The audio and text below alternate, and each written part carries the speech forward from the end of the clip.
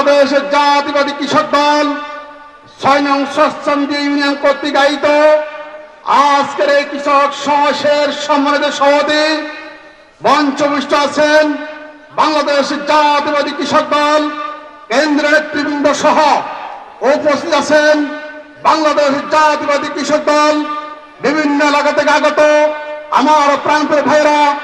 আপনাদেরকে জানাচ্ছি সোনাগাজী উপজেলা বিএনপির পক্ষ থেকে রক্তিম শুভেচ্ছা অভিনন্দন।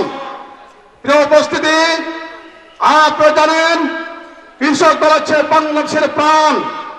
কৃষক বাঁচলে বাংলাদেশ বাঁচবে, আর কৃষক যদি না বাঁচে বাংলাদেশ অন্ধকারে পরিণত হবে।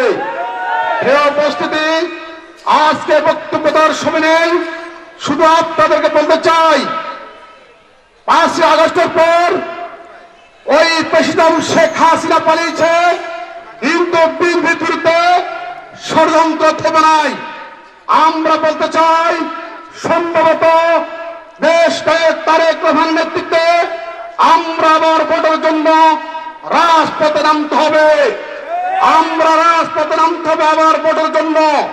প্রিয় উপস্থিতি, আপনাদেরকে বলতে চাই দেশ নায়ক তারেক রহমানের নির্দেশে আমরা যেভাবে 17 বছর আন্দোলন সংগ্রাম করেছি, যেভাবে শেখ হাসিনাকে এই বাংলাদেশ থেকে বিতাড়িত করেছি, সেই ধারাবাহিকতায় আমরা আগামীতে বাংলাদেশের রাজপথে দেশ নায়ক তারেক রহমান নেতৃত্বে ভোটের অধিকার আদায়ের লক্ষ্যে যদি নামতে হয় আমরা নামবো। এই প্রত্যাশা রেখে আমি আমার সংক্ষিপ্ত বক্তব্য শেষ করছি। আসসালামু আলাইকুম।